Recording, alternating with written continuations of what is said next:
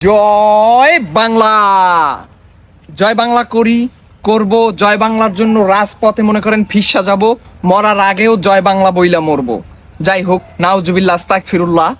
এই আওয়ামী লীগ, এই দলটা, এই রাজনৈতিক দলটা কতটা যে নৃশংস, কতটা জঘন্য, কতটা প্রতারক, কতটা মিথ্যাবাদী, এবং এরা যে কতটা নাশকতার সৃষ্টি করতে পারে, দেশের ভিতরে অশান্তি, অরাজকতা, দেশের ভিতরে যত মনে করেন মিথ্যাচার আছে, ঠিক আছে, জঘন্য কর্মকাণ্ড আছে, সবই এই আওয়ামী লীগ দলের নেতা কর্মীদের ভিতরে, বা আওয়ামী লীগ দলের যারা মূল নেতা নেত্রী যা আছে সবার ভিতরে এগুলো বিদ্যমান আছে। এইটাই এদের রাজনৈতিক একটা প্যাটার্ন, এইটাই এদের রাজনৈতিক থিং। এখন মনে করেন তাদের যে প্রধানমন্ত্রী ছিল পালাতক শেখ হাসিনা, ঠিক আছে, সে বলে গিয়েছে যে শেখ হাসিনা পালায় না। আবার এদের যারা নেত্রী ছিল তারা বলছে শেখের বেটি পালায় না। কিন্তু এই যে শেখের বেটি বা এই যে শেখ পরিবার, এরা ৭১-এও ছিল না, এরা মনে করেন কোনো সময় এরা ছিল না। এদের বাসস্থান ছিল ইন্ডিয়া, এদের আশ্রয়স্থান ছিল ইন্ডিয়া।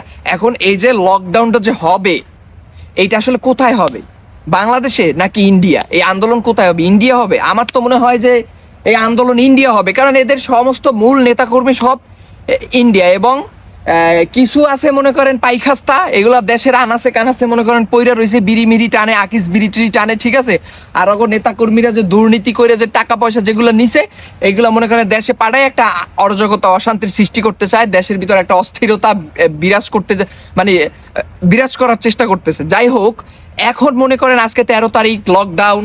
এই লকডাউনের মানে এই লকডাউন কর্মকাণ্ডকে ঘিরে এরা 12 তারিখ রাত্রে বিভিন্ন জায়গায় আর কি আকামুকাম করার চেষ্টা করছে। আমরা দেখছি, ছোটখাটো ভিডিও দেখছি যে ঢাকা মনে করেন, তারপর টিএসসি তে 2-4টা ককটেল ফুটাইছে, তারপর হচ্ছে কি মনে করেন এই যে পটল মটল ঝিঙ্গা মিঙ্গা আছে এগুলো মনে করেন মারতেছে এদিক সেদিক, তারপর 2-4টা বাস মাস কিন্তু এরা জ্বালাই দিয়েছে।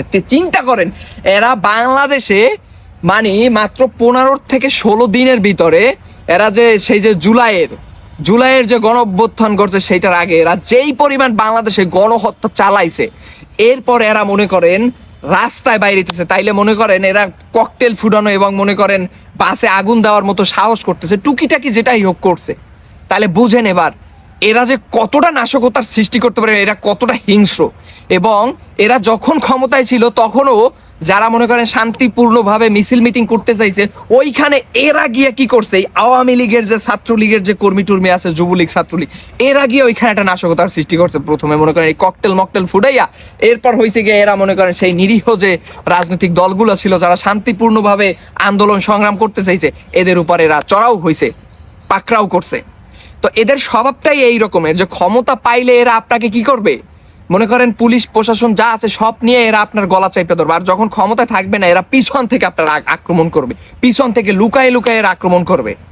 জীবনে এরা রাজপথে নামবে না, এই যোগ্যতা এদের নাই। এদের চরিত্রটা হয়েছে কিছুটা মনে করেন আপনারা যে আমরা যে সেই মধ্যযুগের পরে যে মনে করেন যখন মনে করেন অটোম্যান সাম্রাজ্য ছিল, ওই সময় যে খ্রিস্টানদের যে মনে করেন যে একটা চরিত্র ছিল, যে নাইট ক্রুসেডার, এদের যে একটা চরিত্র ছিল, বা যদি বলি যে মরুর বুকের যে দখলদার হায়না আছে, ওই যে হু, তারপর হইছে দি, এদের যে চরিত্র ছিল এই রকম সেম চরিত্র। এরা মনে করেন যুদ্ধ বিরতি দিয়া কইয়া এরপর হচ্ছে গিয়া মনে করেন এরা যুদ্ধ করতো।